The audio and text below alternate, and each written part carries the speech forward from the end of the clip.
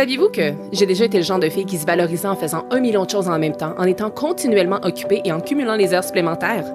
La vérité, c'est que, après m'être complètement épuisée, j'ai finalement compris que la vie n'était pas une liste de tâches à cocher. Je m'appelle Émilie Vien et je suis la fondatrice de La Planificatrice. Je suis une experte passionnée en planification, gestion du temps et saine productivité. Et mon rôle, c'est d'aider les gens qui ont un horaire ultra chargé à trouver du temps pour ce qui compte vraiment. 168, c'est le nombre d'heures exact qu'on a dans une semaine. Et mon but à travers ce podcast, c'est de vous montrer à les optimiser sans vous épuiser. Alors oui, on va parler de planification, d'organisation et d'efficacité, mais on va aussi aborder des thèmes super importants comme la procrastination, le stress et la fameuse charge mentale. Vous allez voir, vous avez pas mal plus de temps que vous le pensez. Laissez-moi juste vous montrer comment y arriver. Bienvenue sur le podcast 168 heures.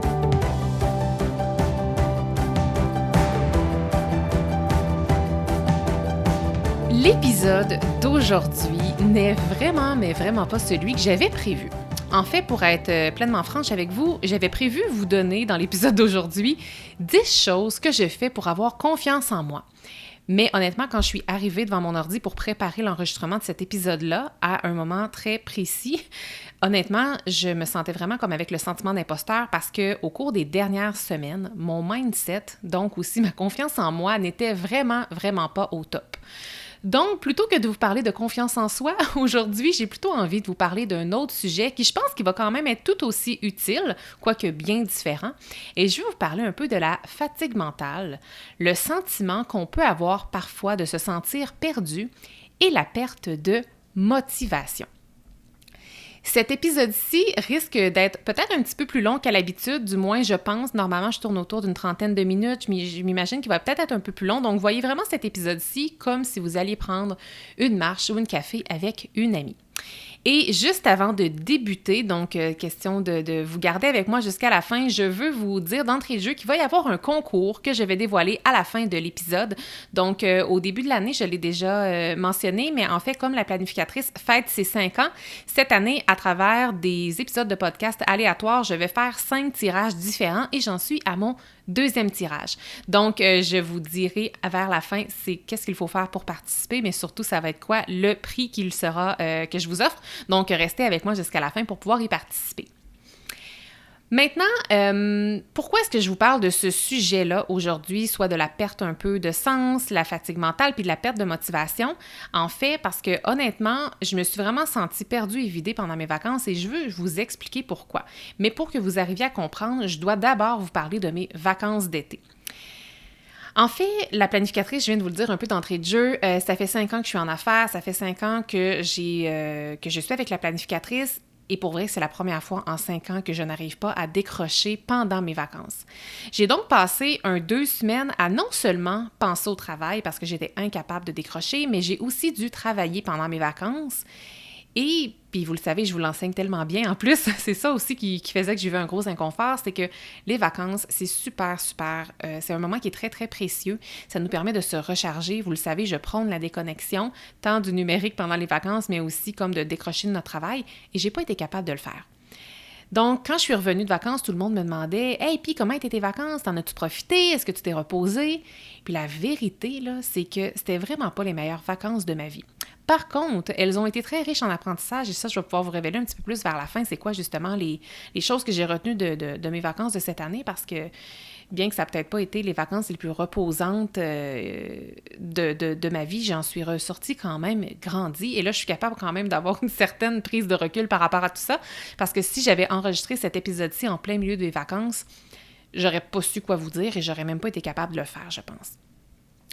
Donc, tu sais, pendant mes vacances, oui, je suis arrivée, tu sais, je suis parvenue à faire des choses quand même agréables. On est allé dans plein de restos, je suis aussi parvenue à lire comme 2 livres. C'est vraiment une activité que j'aime, moi, lire. Puis en plus, ça demande d'être en solo. Donc, j'ai eu du temps aussi pour moi. On a visité des endroits, on a fait plein de petites activités. Et j'ai passé aussi du temps en famille. Mais pendant mes vacances, là, j'arrêtais pas de dire à mon chum que j'avais besoin de vacances. Puis je disais ça pendant mes vacances. Et pour vrai, la seule chose de laquelle j'ai été véritablement capable de décrocher pendant mon congé, ce sont des médias sociaux. Alors, j'ai vraiment brillé par mon absence dans les dernières semaines. C'était très volontaire, j'en avais vraiment besoin. Et voilà, puis pour être clair, mon mindset pendant mes vacances était vraiment très fragile, même assez bas, je vous dirais. Puis en toute transparence, là, je me sentais vraiment je me sentais dépressive, puis je le disais à mon conjoint, je disais « Hey, j'ai l'impression que je suis habitée par des émotions dépressives. » Puis moi, comme j'ai déjà vécu un épuisement professionnel par le passé, toute émotion prolongée plus d'une journée de ça, d'émotions un peu dépressives, pour moi, ça me fait peur. Parce que ça me trigger, ça déclenche un peu ce que je vivais un peu pendant mon épuisement. Puis veut pas, bien que j'en suis sortie, je demeure fragile et j'ai pas envie de retomber. Donc, pendant mes vacances, je me suis littéralement retrouvée dans une spirale. Mais la beauté, c'est que je me suis sortie de cette spirale-là et mon but avec l'épisode d'aujourd'hui, c'est de vous expliquer comment je me suis retrouvée dans cette spirale malsaine-là et qu'est-ce que je vais faire pour ne pas y retomber, ou à tout le moins pour éviter au maximum de l'éviter la prochaine fois que je vais avoir des vacances. Donc, concrètement, je veux vous dire qu'est-ce que crée la spirale. Donc, avec du recul, je suis aujourd'hui capable de comprendre ce qui m'a propulsée justement dans cette spirale-là, dans laquelle je me sentais aussi mal. Parce que pour vrai, là, je ne me reconnaissais plus. J'étais vraiment pas bien pendant mes vacances.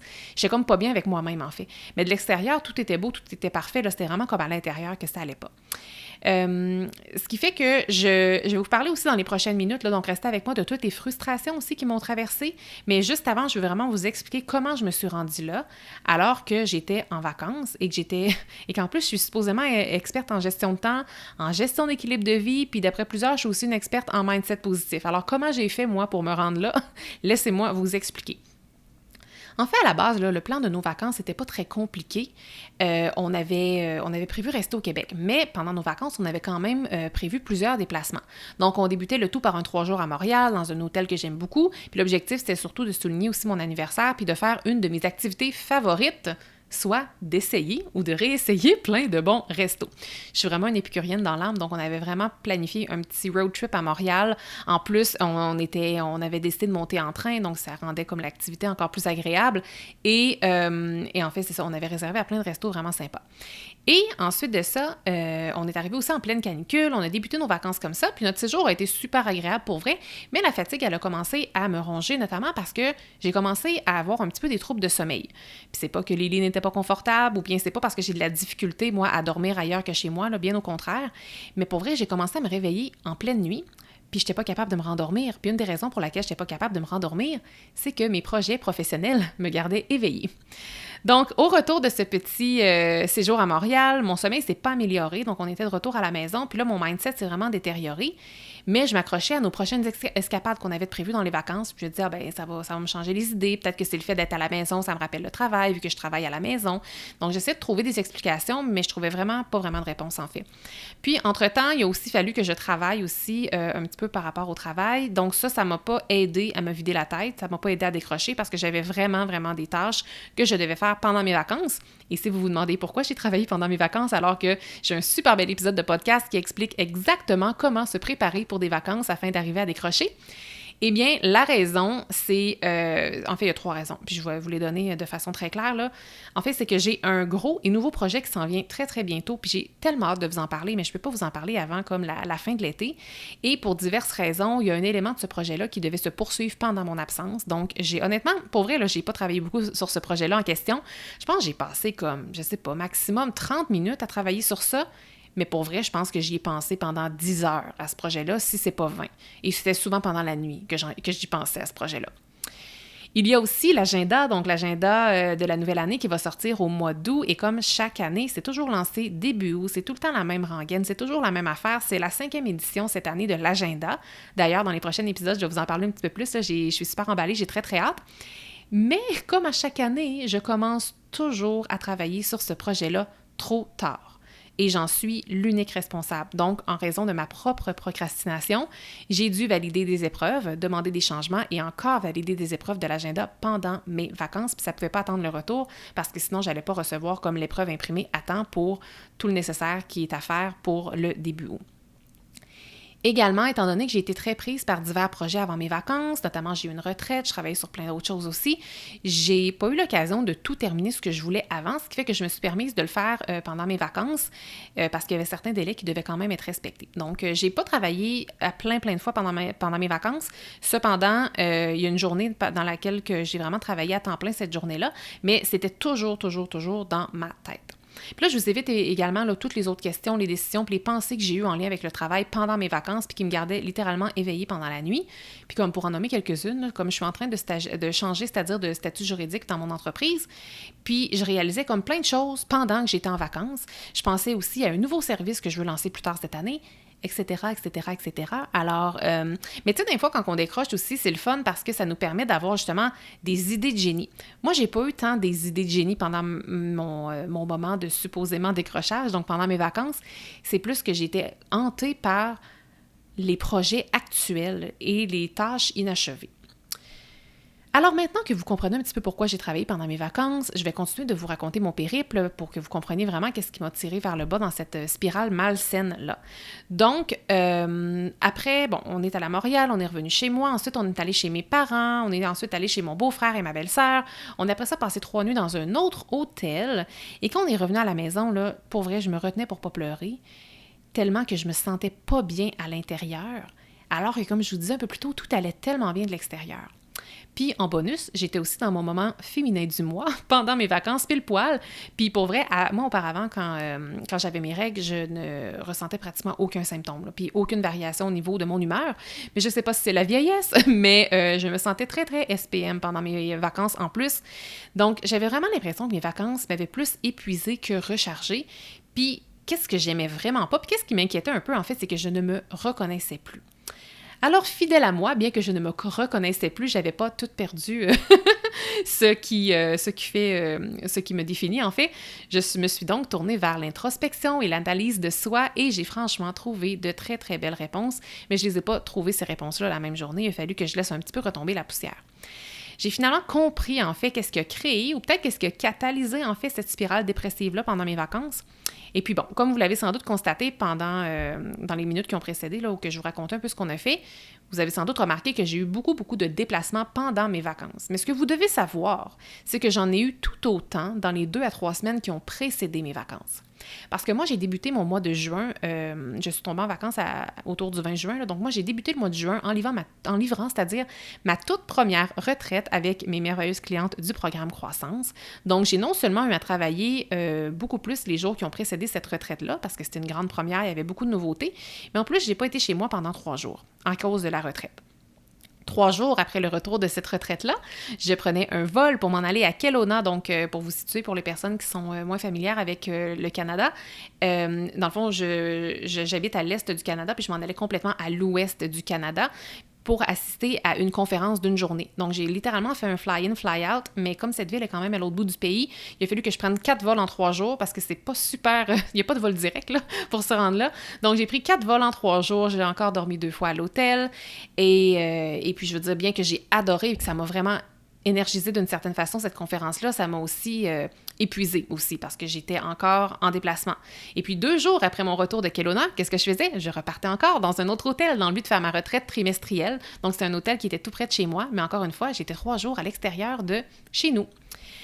Si jamais vous me connaissez, vous savez à quel point j'adore voyager et à quel point j'aime aller dans les restos et dans les hôtels. Donc, on peut dire là, que le mois de juin là, était 100% aligné avec une de mes valeurs, soit la valeur des découvertes, des aventures et du voyage. Cependant, pour moi, là, dormir dans 8 hébergements différents en 4 semaines, là, c'est beaucoup, beaucoup trop. Parce que j'ai littéralement fait le compte, là, et en 4 semaines, j'ai vraiment dormi dans 8 lits différents, dans 8 villes différentes et dans 8 environnements complètement différents. Et justement, si vous me connaissez, vous savez que j'adore voyager, mais j'adore aussi, moi, le slow travel. Donc, je me sentais pas très, très slow là, dans mes déplacements, finalement, du mois de juin. C'est donc vers la fin de mes vacances que j'ai finalement compris à quel point c'était pas ma maison qui me manquait, c'était mes routines. Parce qu'à travers les dernières années, que ce soit au niveau de mon corps, de mon esprit, de mon alimentation, bien de ma famille, j'en suis vraiment venue à me créer des habitudes qui sont saines, que j'aime et qui me supportent réellement dans mon quotidien. Et comme j'ai été en déplacement pendant 4 à 5 semaines consécutives, j'ai complètement perdu mes repères parce que je ne suis pas arrivée finalement à maintenir mes habitudes que j'aime tant et qui m'aident tant. Donc, à mon retour de vacances, j'ai justement repris mes entraînements. Puis je fais mes entraînements, moi, en ligne avec ma kinésiologue adorée que j'adore, qui s'appelle Catherine Toupin. Alors, on la salue si elle nous écoute. Mais Catherine est non seulement kinésiologue, mais elle se spécialise également dans les saines habitudes. Puis, de son côté, en plus, fun fact qui la rend encore juste plus intéressante, c'est qu'elle voyage énormément. Donc, elle est montréalaise, mais elle est constamment en déplacement, pour ne pas dire tout le temps. Donc, elle se promène partout à travers le monde, ce qui fait que... elle a de l'expérience, elle, avec les déplacements fréquents. Et comme elle se spécialise aussi avec les saines habitudes, on a pu avoir cette discussion-là au retour de mes vacances. C'était super enrichissant parce qu'elle me partageait justement ses trucs à elle pour parvenir à maintenir ses habitudes, même quand elle est souvent en déplacement. Puis ça m'aidait à faire un peu le parallèle avec moi, de mon côté, comment je pourrais faire à l'avenir quand j'ai plusieurs déplacements pour justement arriver à maintenir mes habitudes. Et puis, d'ailleurs, j'aimerais vraiment l'inviter sur le podcast éventuellement pour qu'elle nous partage justement ces précieux trucs-là. Donc, finalement, je suis revenue de vacances, j'ai pris du recul, notamment grâce à l'introspection et aussi parce que je suis parvenue à m'analyser. Et c'est vraiment dans les 2 dernières journées de mes vacances que tranquillement, et je dis bien tranquillement, que je me suis retrouvée. Et comment est-ce que j'ai su, en fait, que je m'étais retrouvée? Comment que j'ai compris que j'étais de retour en moi? En fait, j'aimerais vous donner une explication un peu plus concrète, mais c'est que je l'ai senti à l'intérieur de moi.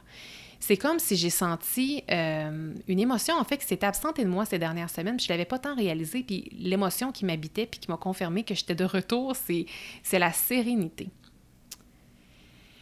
Et bien que je me suis retrouvée, je veux quand même prendre le temps de vous dire c'est comment je me suis sentie, puis surtout c'est quoi les frustrations que j'ai vécues, puis pourquoi je veux vous parler de ça, c'est peut-être parce que, en fait, je veux que vous vous reconnaissiez là-dedans. Je pense que parfois, on peut avoir la fausse pensée que la vie doit être parfaite puis qu'on n'est pas supposé être frustré, surtout quand on est aligné, surtout quand on fait ce qu'on aime, surtout quand que de l'extérieur, tout est parfait.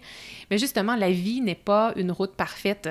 Il y a des détours parfois qu'on doit prendre, puis justement, j'ai comme partagé quelque chose sur les médias sociaux en lien avec mes vacances il y a quelques jours, puis il y a quelqu'un, puis là, j'oublie le nom, mais elle me disait, c'est justement les détours sur notre route dans la vie qui rendent la vie agréable, puis que si tout était parfait, ben ça serait vraiment plate. Puis je trouvais que c'était vrai, tu sais. Donc, comme je le disais en début d'épisode, je me sentais vraiment comme dans une spirale. Puis je sais pas trop comment l'expliquer parce que franchement, j'ai juste pas d'explication, mais c'est comme si j'avais le sentiment profond, là, pendant que j'étais dans ma spirale, que j'étais en train de vivre une transition. Puis je vous l'ai dit dans du contenu précédent cette année, que ce soit dans l'épisode 81 où je vous parle de justement mon shift un peu dans l'année. Puis j'ai mis le lien dans les show notes si jamais vous voulez l'écouter. Épisode 81, ou bien j'ai libéré aussi récemment un billet sur mon blog qui s'appelle « Mon année pivot ». Mais tu sais, pour moi, là, l'année dans laquelle on se trouve présentement, c'est vraiment une année charnière pour moi. C'est vraiment une année pivot pour moi et la façon dont je me sentais, même si j'étais dans une spirale comme négative, c'est un peu comme si je comprenais que mon énergie du moment ne suivait plus la vision que j'avais. J'avais comme le sentiment que mon énergie, là, finalement, elle ne vibrait pas à la même fréquence que celle que je veux être puis celle que je veux devenir. Puis, en même temps, je me sentais comme éteinte de l'intérieur. Mais j'avais aussi l'impression que j'avais comme besoin de m'éteindre pour me rallumer ensuite. C'est pas très concret ce que je dis, mais je me croise les doigts en me disant que vous devez quand même comprendre ce que je dis. Puis, pendant mes vacances, pendant que je vivais un peu cette spirale-là, j'avais une rencontre avec ma coach d'affaires. Je vous avoue que j'avais pas vraiment envie d'aller à cette rencontre-là, mais je me suis dit, tu sais, elle peut peut-être m'aider. Puis justement, pendant comme 1h30, on a comme parlé de comment je me sentais. On a revu un peu les outils que j'utilisais parce que là, j'étais rendue à un point que je me disais, dans la vie, j'ai les outils là, pour me sortir d'une période plus dépressive. J'ai les outils pour retrouver un mindset. Mais là, ça ne fonctionnait pas, puis j'avais pas l'énergie d'utiliser mes outils. Donc là, je me disais, j'ai sûrement besoin de nouveaux outils. Mais avec ma coach, on a juste compris que j'ai pas besoin de nouveaux outils. Hein. Des fois, c'est juste de les utiliser différemment. Puis justement, ma coach, Mélissa, m'indiquait justement que parfois, c'est quand on se trouve dans une spirale incompréhensible qu'éventuellement, cette spirale-là, on comprend qu'elle est là pour nous projeter vers le haut, soit comme vers de plus hauts sommets, par exemple. Puis c'est vraiment comme ça que je l'ai senti. Puis aujourd'hui, maintenant que je suis remise, que je suis sortie de cette spirale-là, je me sens comme à un autre niveau. Alors, oui, j'ai eu mes règles pendant mes vacances. Oui, je me suis beaucoup trop déplacée. Et oui, j'ai eu clairement des gros problèmes de sommeil qui ont un peu catalysé tout ça, tout comment je me sentais. Mais je pense qu'il n'y a pas juste les éléments physiques et environnementaux qui ont créé ce déséquilibre-là. Je pense qu'il y avait aussi quelque chose qui était plus profond. Donc, je vous disais que je voulais vous parler justement de toutes mes frustrations que j'ai vécues pendant mes vacances, puis je vais le faire maintenant, puis je le fais vraiment justement, oui, pour vous aider à vous reconnaître, mais aussi pour que vous compreniez que je suis humaine et complètement imparfaite, puis que c'est pas parce que, justement, que je vous aide dans votre motivation, que je vous aide à passer à l'action, que je vous aide dans la gestion de votre temps, puis je vous aide à rester positive, que ça fonctionne 365 jours par année pour moi aussi. Donc, vous allez voir que c'est ça, c'est vraiment une spirale. Parce que là, au début, j'ai vécu des frustrations de ne pas dormir. Après ça, je vivais des frustrations de ne pas pouvoir me reposer comme je le voulais pendant le jour, étant donné que j'étais fatiguée, je voulais faire une sieste, mais là, je ne pouvais pas parce que peut-être que mon fils était là ou parce qu'on avait des activités ou des déplacements de prévus. J'étais aussi frustrée de devoir travailler pendant mes vacances. Donc, j'étais aussi frustrée de ne pas pouvoir profiter pleinement de mes vacances. J'étais aussi frustrée de ne pas avoir de temps pour moi comme à l'habitude. J'étais aussi très frustrée de ne pas être motivée et d'avoir perdu cette motivation-là au point que je me disais « Pourquoi donc je veux faire tel projet? Pourquoi c'est important pour moi de faire ça? » Je me remettais beaucoup en question. J'étais aussi frustrée de me sentir perdue et de ne pas savoir pourquoi je me sentais perdue. J'étais frustrée de ne pas arriver à décrocher. J'étais frustrée aussi de ne pas être capable de m'en sortir toute seule alors que je sais que je possède les outils pour m'en sortir. Je vivais aussi beaucoup de frustration de ne pas avoir l'énergie d'utiliser les outils dont je vous parlais que je possède et que je sais que je possède pour me sortir de cette spirale-là. Puis finalement, mais j'étais aussi frustrée d'être continuellement frustrée. Voilà. J'ai aussi eu, là je vous ai parlé un peu de la spirale, je vous ai parlé de qu'est-ce qui a fait en sorte que je me suis rendue dans cette spirale-là, mais j'ai aussi eu des très très belles prises de conscience. J'ai eu des prises de conscience, notamment en lien avec la créativité. En fait, je me suis rendu compte que, étant donné que j'ai été beaucoup en déplacement les 2 semaines avant mes vacances et pendant mes vacances, ce qui fait que j'ai pas travaillé sur mes tâches habituelles. En fait, tout le mois de juin, j'ai pas travaillé sur mes tâches habituelles parce que j'étais tellement plongée dans la préparation à me préparer pour être en vacances, mais aussi la retraite, puis aussi les voyages d'affaires que j'avais, que j'ai pas travaillé sur les tâches créatives que j'aime tellement habituellement. Ce qui fait que avant de tomber en vacances, c'est comme si j'avais pas rempli un petit peu C'est comme si j'avais pas rempli ma petite bonbonne de créativité professionnelle, puis ça m'a manqué. Puis quand j'ai recommencé à travailler il y a quelques jours, ben le fait de me remettre dans des tâches un peu plus créatives, c'est comme ça m'a vraiment, vraiment nourri, ça m'a vraiment énergisée. J'ai aussi fait 2 prises de conscience, vraiment sur le plan personnel, puis là je vous fais une petite mise en contexte en fait. C'est comme si tout le mois de fin mai et tout le mois de juin, j'ai comme été un peu frustrée. Bien, frustrée, c'est un gros mot, mais peut-être un peu déçue de moi de ne pas parvenir à faire du temps dans mon horaire pour jardiner. Moi, j'aime beaucoup jardiner. Puis là, comme cette année, en plus, mon fils passe l'été avec moi à la maison. Donc, on avait comme un beau petit projet de potager. Puis on en parle depuis comme l'hiver.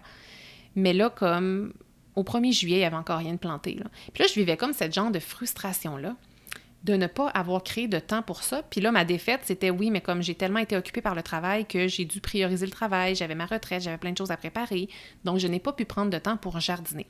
Et là, finalement, vous allez rire de moi, mais j'ai planté finalement mon petit, il est très petit, là, mon jardin. Je l'ai planté, je pense, autour du 5-7 juillet. Là. Donc, je ne sais pas si je vais manger des carottes cette année, mais à tout de moins, je vais être satisfaite de voir que j'ai un petit potager qui est en croissance dans ma cour arrière. Mais je voulais quand même le faire pour justement... Parce qu'à un certain moment donné, je me suis dit, OK, ben là, je vais attendre à l'année prochaine, là, au diable, là, les graines et le potager, on le fera une autre année. Mais après ça, je me suis dit non, sinon, je vais vivre une genre de frustration tout au long de l'été.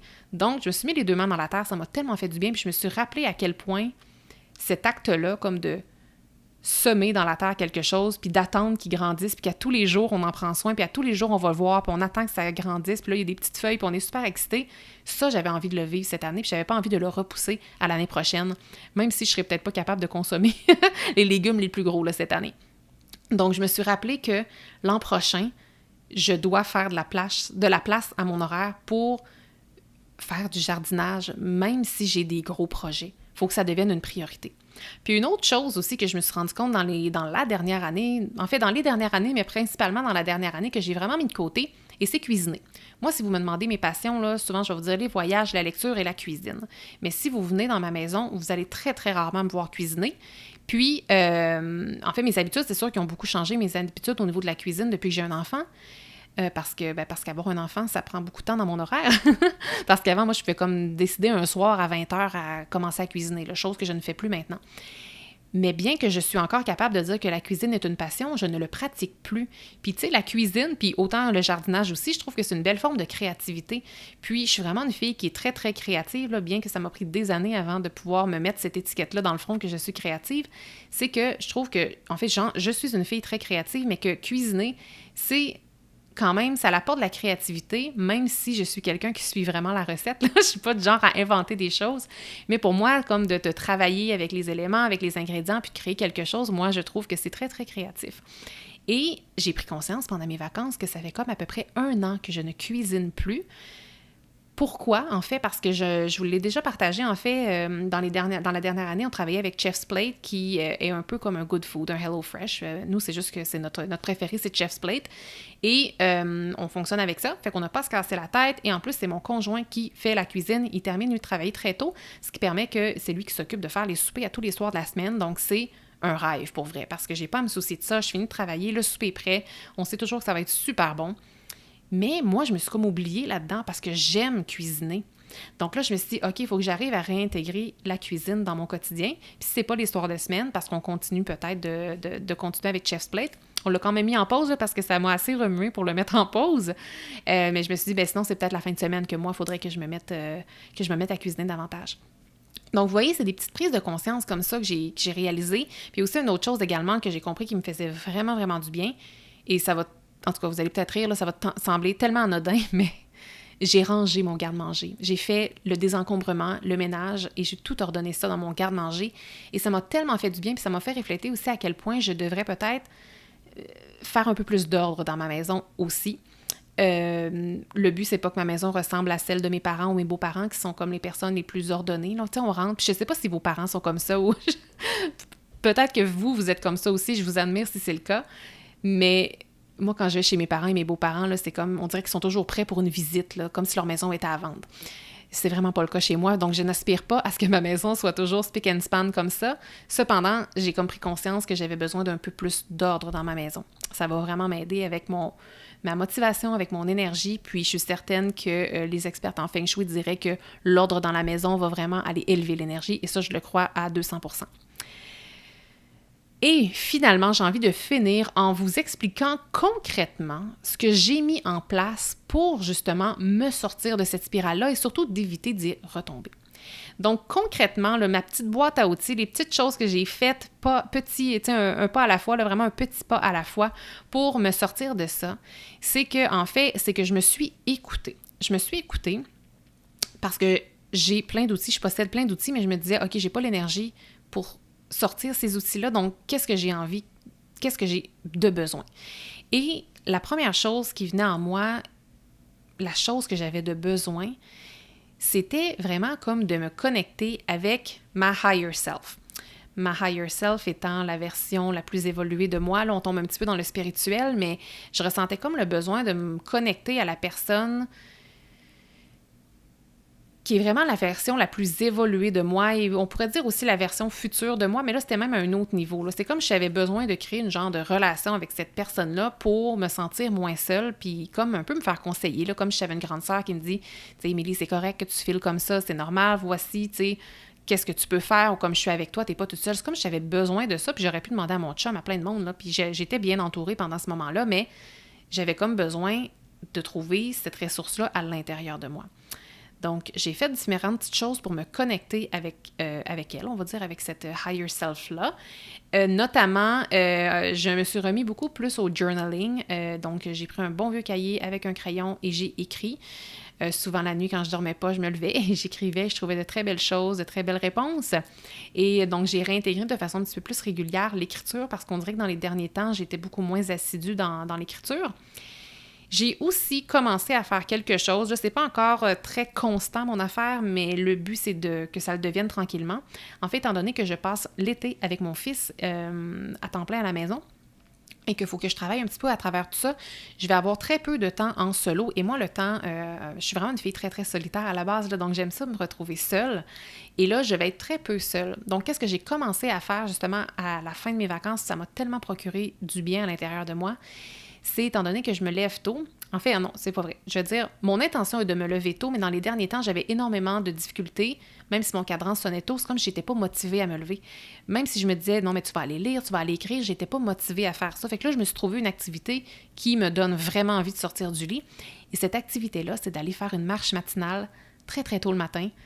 Et j'ai commencé à le faire. Et pour vrai, ça me fait tellement de bien parce que quand mon fils va à l'école, normalement, je marche comme une grosse demi-heure, on est dans les côtes, fait que ça me fait vraiment comme, vu qu'on est dans les côtes, ça me fait vraiment comme un petit entraînement, ça me fait bouger, j'aime ça, ça me fait du bien. Parfois, j'écoute les oiseaux chanter, parfois, j'écoute un podcast, parfois, j'écoute une activation, donc, tu sais, c'est un beau moment que j'aime. Et là, étant donné que l'école est terminée, bien, je n'ai plus cette petite routine de mouvement-là. Donc, le matin, très tôt, de me lever, idéalement avant que mes hommes se réveillent, ou à tout de moins avant que mon conjoint parte pour travailler, là, pour qu'il puisse être à la maison pour mon fils. Donc, je pars à peu près une trentaine de minutes et ça me fait tellement, mais tellement de bien. Puis, il y a quelque chose aussi de plaisant de marcher très, très tôt. On a l'impression qu'on est toute seule, parce que personne dort. Donc, ça m'a vraiment, vraiment procuré beaucoup, beaucoup de bien-être, beaucoup de sérénité. Et j'ai aussi recommencer à me connecter avec un peu plus de conscience à ma créativité. Donc, je vous le disais, à travers le travail, j'ai recommencé à travailler, puis ça m'a fait du bien justement en raison des tâches créatives. Je vais m'adonner un petit peu plus au jardinage. Je veux dire, juste un petit peu plus tôt aujourd'hui, avant d'enregistrer l'épisode, j'étais en train de désherber dans ma cour, puis j'étais un peu en train de ruminer dans ma tête en me disant « Ah, il y a tellement de mauvaises herbes, ça me tente pas. » Puis là, je me suis dit « Non, c'est comme du jardinage, parce que on sème, faut désherber à un moment donné. C'est comme avoir un enfant, ça vient pas juste avec les belles tâches. Là. Il y a aussi des défis. Donc, jardiner, c'est la même chose. Fait que là, je me suis dit, oh non, je suis pas en train d'arracher des mauvaises herbes, je suis en train de jardiner. Fait que là, ça a comme vraiment shifté mon énergie en dedans de moi. Également, j'ai recommencé à cuisiner un petit peu plus. Comme j'ai mon fils avec moi, j'essaie de, même si ça me tente pas toujours, de jouer à ces jeux d'enfants de 6 ans, j'essaie d'être un peu plus dans l'esprit du jeu, plutôt que de juste me dire « Ah, ça me tente pas de jouer » puis de faire parler tes autos, comme j'ai pas envie de faire ça. Mais là, je suis plus dans un esprit de jeu. Donc ça aussi, ça va nourrir ma créativité. Et tout ça fait en sorte que je m'en suis sortie, puis que je me sens vraiment mieux, puis que de garder ces choses-là, ces petits outils-là concrets près de moi, dans mon petit coffre à outils, bien, je pense que ça va vraiment, vraiment m'éviter de retomber. Alors voilà, c'est pour toutes ces bonnes raisons-là que je me sentais très, très imposteur de vous enregistrer un bel épisode sur la confiance en soi, alors que je remonte tout juste la pente de cet épisode-là où j'avais vraiment pas confiance en moi. Donc, pour reste, j'avais enregistré comme les 10 trucs pour avoir confiance en soi. Là. Je suis certaine que ça leur est comme paru dans ma voix que c'était pas le bon timing pour moi d'enregistrer ça. Puis je suis certaine que mon contenu aurait comme été moins profond puis moins senti. Ça viendra éventuellement cet épisode-ci, mais là, je trouvais que c'était pas le bon moment, pas la bonne période pour vous l'enregistrer parce que je me sens remise, mais comme ça fait juste quelques jours à peine que je me sens remise, je me sens encore fragile. Et puis maintenant que je suis arrivée à justement mettre le doigt sur les éléments principaux qui ont créé cette fameuse spirale-là, bien là, je peux mettre les bonnes pratiques en place justement pour ne pas retomber. Puis ce que je retiens de ça, c'est beaucoup, beaucoup au niveau des habitudes. Il faut vraiment que je mette en place un système qui va faire en sorte que même quand je vis plusieurs déplacements ou comme quand je vis un contexte inhabituel, je dois arriver à préserver, peut-être pas toutes, mais à tout le moins certaines routines, parce que les routines que je me suis bâties dans les dernières années me supportent énormément. Elles sont saines, je les aime, donc il faut que j'arrive à les conserver même quand je sors de mon contexte habituel. Voilà, et je parle de routine, mais je suis très consciente que je ne vais pas retrouver l'entièreté aussi de ma routine habituelle avant le mois de septembre, parce que mon fils passe l'été complet avec moi. Je vais travailler donc à horaire réduit. Donc, ça va venir avec son lot de points positifs et de défis, là, j'en suis consciente, mais voilà, au moins, je poursuis cet été-là avec une conscience différente. Et donc, finalement, je pensais que l'épisode allait être comme vraiment plus long parce que j'étais un petit peu plus dans le storytelling, puis des fois, ça se peut que des fois, je sais que je pars, mais finalement, on est pas mal autour de la durée d'épisode habituelle et je veux vraiment, vraiment terminer pour les personnes qui vont écouter jusqu'à la fin en vous parlant du concours. Donc là, je savais avec cet épisode-ci que je voulais vous faire un concours, mais je savais juste comme pas quoi faire tirer concrètement. Puis là, je me suis dit, OK, c'est quoi le sujet qui est le plus aligné avec l'épisode du jour? Puis qu'est-ce qui m'est venu en tête automatiquement? C'est mon bootcamp, organisation et mindset de croissance. Il y en a sans doute plusieurs personnes qui m'écoutaient qui avaient déjà participé au bootcamp. Il y en a qui en ont peut-être jamais entendu parler. Mais moi, ce que je vous offre, c'est en fait un accès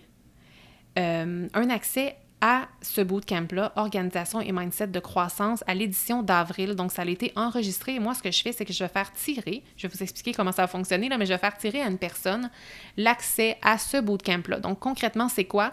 C'est 3 heures de contenu, c'est 3 heures d'atelier. Donc, il y a 3 différents ateliers d'1 heure où je vous dévoile vraiment du contenu très, très, très riche, de très haut niveau. Et puis, les contenus, il y en a un qui est au niveau de la clarté, il y en a un qui est au niveau plus de la gestion des priorités, de la délégation. Il y en a un autre que c'est sur la planification mensuelle. Et en plus de ces 3 heures de contenu-là, vous avez aussi accès à 3 cahiers d'exercices pour justement aller plus en profondeur avec les enseignements que je vous enseigne là-dedans. Et ce que je voulais offrir aussi, c'est que je voulais vous offrir un accès à 3 appels VIP. Donc, bien entendu, tout ceci a été enregistré il y a quelques mois, mais je vais vous donner en fait un accès et vous allez avoir accès justement aux appels que j'ai eus avec les membres VIP. Donc, tout ça, c'est d'une valeur de 297 $ et tout ceci est 100% gratuit. Je vous rappelle, c'est vraiment du contenu de très, très haut niveau. Et pour participer, pour courir la chance en fait de gagner justement l'accès à ce grand atelier-là, finalement, organisation et mindset de croissance, ce que vous devez faire, c'est de vous rendre soit sur Facebook ou Instagram, de trouver la publication où je parle justement de cet épisode de podcast-ci, l'épisode 87, et vous avez tout simplement à m'écrire dans les commentaires soit ce que vous avez retenu de l'épisode ou ce que vous avez aimé le plus. Donc, ça peut être qu'est-ce que vous avez retenu en termes d'outils ou ça peut être juste quelque chose que vous avez aimé. Donc, je veux vraiment, vraiment vous entendre. Et pour les personnes qui vont justement aller commenter cette publication-là, soit sur Facebook ou sur Instagram, d'ici les 7 prochains jours, vous allez courir la chance de gagner justement un accès organisation et mindset de croissance. Donc, je vais vous contacter après ça via les médias sociaux afin de donner l'accès à la personne qui va avoir gagné. Vous n'avez pas besoin d'être résident canadien. Peu importe où vous vous trouvez dans le monde, vous avez la possibilité d'avoir accès à ceci, étant donné que c'est en ligne. Je vous remercie d'avoir été avec moi. J'espère que cet épisode qui n'était pas planifié et qui est un petit peu plus, j'allais dire un petit peu plus sombre que d'habitude, mais en même temps, je pense qu'il est tellement humain, cet épisode-là. Je crois qu'il a vraiment, vraiment sa place. Et justement, quand je me suis un petit peu ouverte sur les médias sociaux il y a quelques jours par rapport à mes fameuses vacances et cette fameuse spirale-là, j'ai tellement été bombardée de messages remplis d'amour de votre côté. Puis au début, j'hésitais tellement à mettre ce contenu-là parce que je trouvais que c'était pas aligné avec ce que je présente habituellement, mais je pense que c'est justement ça que vous avez aimé, le côté très authentique, très humain, très imparfait, qui vous a permis de comprendre que c'est juste normal parfois que ça arrive, des périodes comme ça. Mais la beauté, c'est quand on vit ça, c'est qu'on peut en sortir et surtout, c'est qu'on peut apprendre énormément. Donc, merci d'être avec moi encore une fois aujourd'hui sur ce bel épisode-ci et n'oubliez pas de participer au concours directement sur la publication de l'épisode 87 sur les médias sociaux. Merci d'avoir été là. Si cet épisode vous a plu, est-ce que je peux vous demander un petit service? Allez évaluer le podcast 168 heures en lui donnant un 5 étoiles et abonnez-vous pour ne rien manquer. C'est honnêtement la meilleure façon de le faire découvrir aux autres, puis en même temps, ça me témoigne que vous l'aimez. J'ai déjà hâte qu'on se retrouve et d'ici là, assurez-vous de profiter pleinement des 168 heures de votre semaine. À bientôt!